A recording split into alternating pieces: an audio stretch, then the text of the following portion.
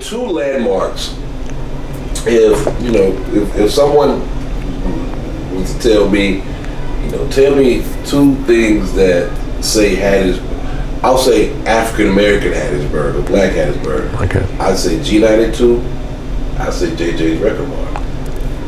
Yeah. Landmarks. My thing about that, all right, JJ was one of my best friends. I think I was 20 years old when I met him. He was about 24. And matter of fact, JJ was one of the guys. I call him my manager at one time because my booking dates, when I do the club events, they'll come to JJ to find me, and JJ supplied me with the music. So he was like my booking agent, but he never accepted any money. That's the kind of guy he was. And 92 WORV, when you come into town, that's what you're going to tune in to. That's the music you want to hear right here, because you had a lot of people coming. Well, you had a few stations that comes in after us, after he got on the air, and like Mr. Floyd said, often imitated but never duplicated. You may listen to another station. Okay, I'm gonna listen. This is a new station finna open. I'm gonna listen to them, but I'm going back to this station right here because this is where it all began. Yeah. That's what we look at it like that. And nowadays there's several stations in town. Exactly. So it's a competition. Back then, when I was telling you 5,000 people showed up for the grand opening, wasn't no competition. We knew what we wanted every day. We knew we weren't gonna have to turn over here to get this. Unless you got your feel of it all day from 6:45 in the morning to 6 in the evening. You got your feel of music. So if you want to listen to some old late on at night, that's fine. But you already ordered that from the other station. You got your Johnny Taylors and your Tyrone Davis. That's why I play so much of it, man, because music never get old. I don't care what nobody say. You can just go back and reminisce on some of the good stuff, because back there, music made sense. If Tyrone Davis singing something, you're gonna listen to everything Tyrone said. Johnny Taylor. I know I just keep calling these guys' names because they are some of the names that I will always remember. And I still get a lot of requests for these artists. So, but I want to talk about JJ. So, what significance did he have to the music and to the culture of the town? When JJ, I can start from the beginning, from the end and go backwards, because when JJ died, man, a lot of the music in this area died. I say that because that's where everybody went. When they wanted music, they came to JJ's record shop. Every song that came out, they come to JJ's. JJ was a big impact on a lot of people's lives. Then he was an impact on the artists. The artists started finding him. He didn't have to find the artist no more. JJ had a plan. JJ's plan was to get the top artists and put them start booking them into events and everything, and pay them top money.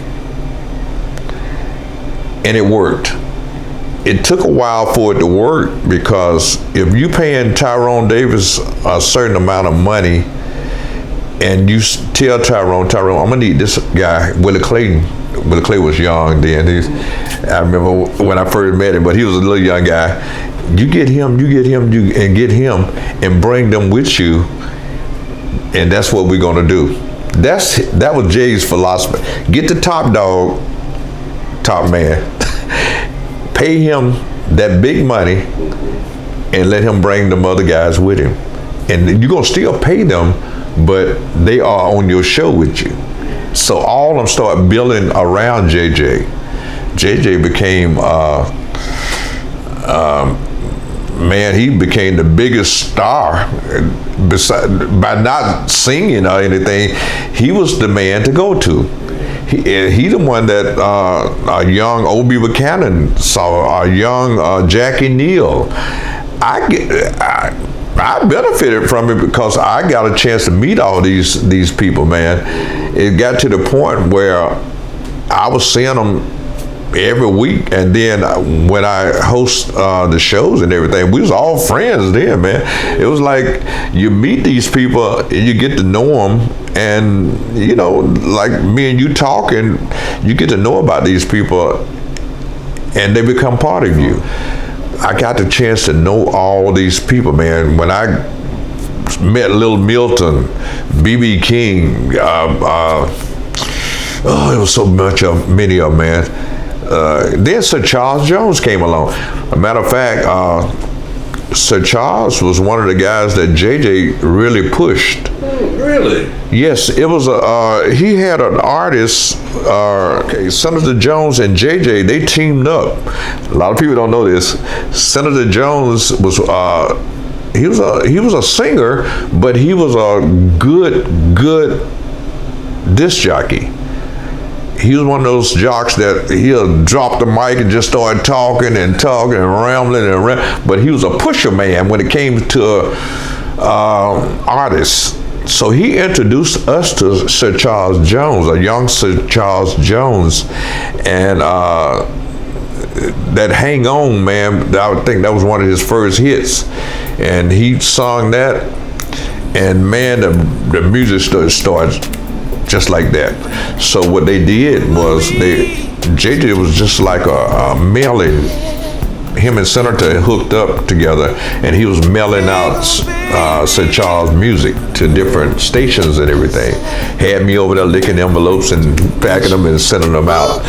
And that's one of the reasons Sir Charles they call him the king now. It's going to be a lot of people coming on behind him, like Tucker and all of them, and King George. But Sir Charles will always be the king now. Sir Charles came along, and it was a different story because he wrote one of the biggest hits that he didn't even sing. What's that? Slow Roll It. By the Love Doctor. He wrote that for someone else. The man he's a hell of a writer. And him and Reggie P, they was the best of friends. And it was sad when Reggie died because that was Sir Charles' best friend. And so he always resurfaced, always came back to the top.